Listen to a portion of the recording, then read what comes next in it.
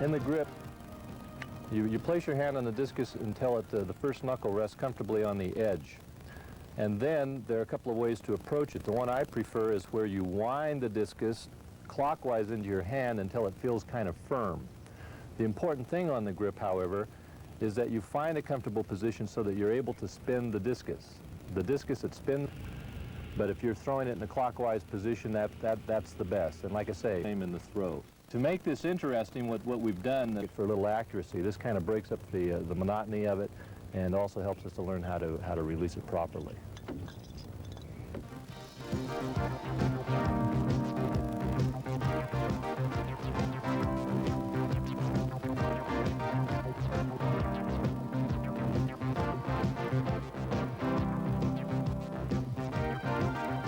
And throw.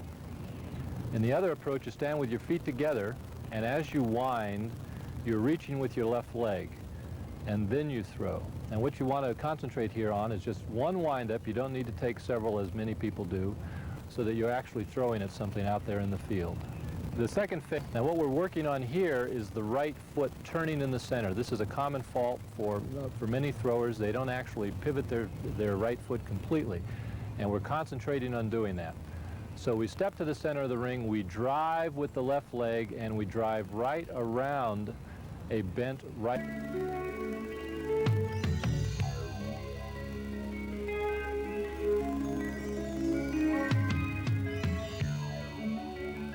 One of the things in the movement, so the only thing moving in this in the step and turn is the lower body. You move through the movement, you reach the power position, and you throw through that position. You hit the power position and throw. The modified one foot, usually for right-handed thrower, it's the left foot, is inside the ring and it points towards the center of the ring. What we want to develop here is the idea of sprinting with the discus. So just as a sprinter is crouched, your left knee is bent. The left knee is bent. You drive off that left knee, the right foot goes in the center of the ring and makes its 360-degree turn. You land in the power position. Once again, the whole idea when you sprint out of the back is that you're going to land in the power position, but it's only going to be for a brief moment, and then you throw.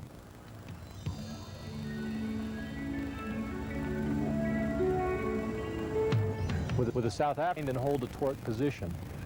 Wind and hold that position so that the only thing moving are the feet. The key here is to keep the feet and the hips ahead of the discus. And you'll find that if you find a comfortable position where you just leave the discus right over your right rear, that you're able to keep the right foot ahead of the discus, and that when you do this, that you'll create snap.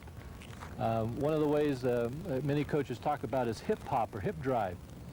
So you'll notice that if you turn your right foot, this also facilitates the hip driving or popping.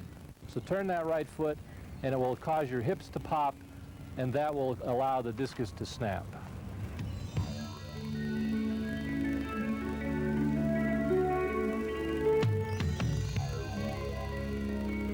The full turn is the final step in the four-step approach. All you really want to do is turn that left foot 180 degrees. In other words, it makes a half a turn out of the back and gets you into the South African position, because that's the most powerful position there is to develop speed in the discus throw.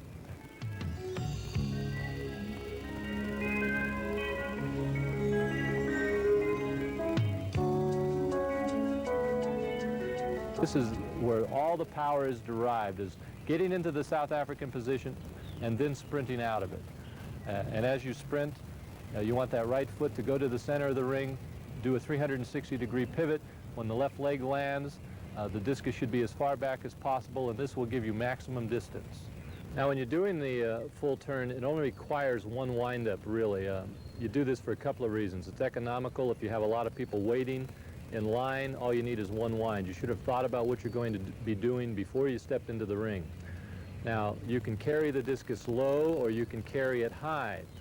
The key is that you keep it behind your rear, your right rear in this case. And generally it's easiest to carry it that way if you carry it down low.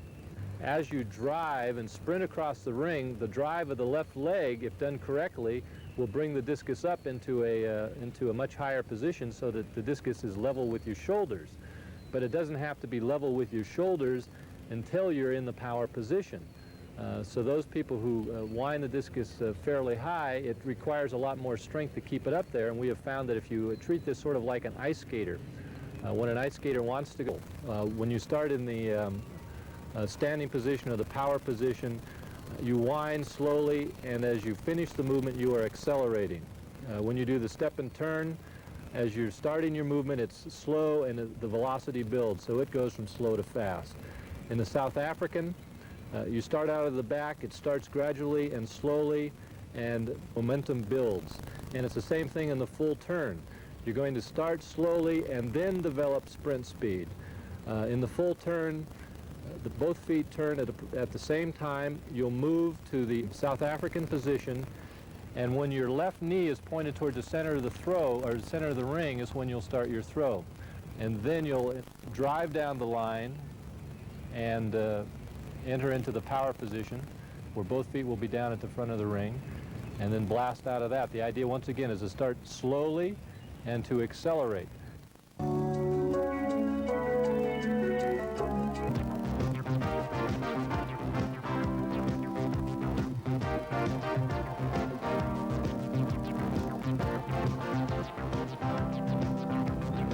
Here's some drills we want to show you.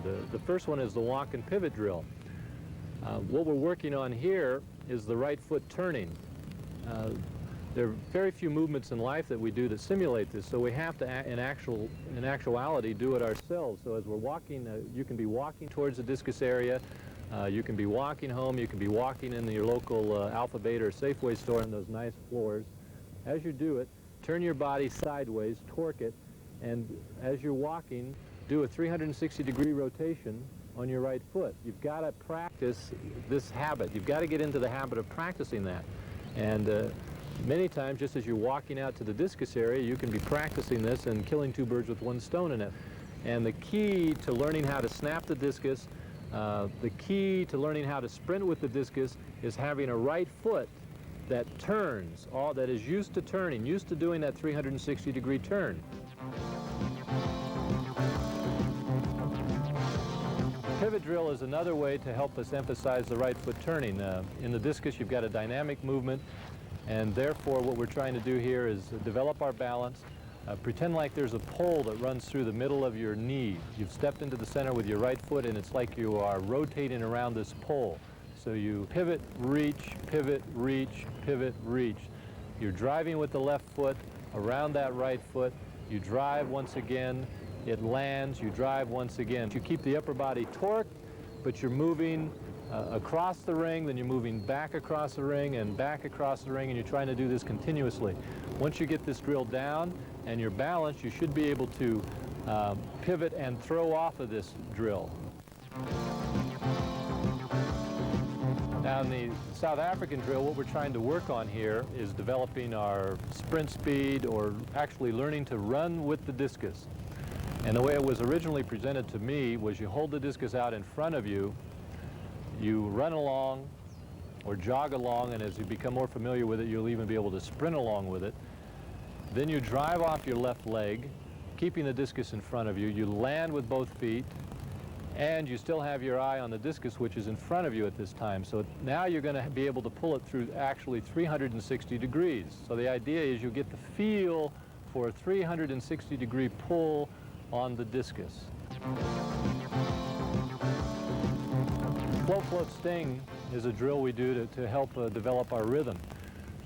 In the discus throw, if you can think of it as a dance and put it to numbers like 1, 2, 3, you'll find that your throwing will improve. Now in the float, float, sting drill, what she's doing is she's driving, or what we're doing is we're driving off the left leg, landing with both feet at the same time, moving into the next position where you drive off the left leg again, land with both feet at the same time, and then in the third phase you drive off the left leg and land with both feet together, and then you drive off the right. Drive with the left, drive with the left, drive with the left, drive with the right.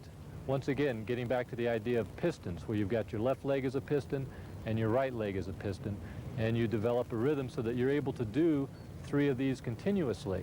And in the process of doing that, you will develop rhythm.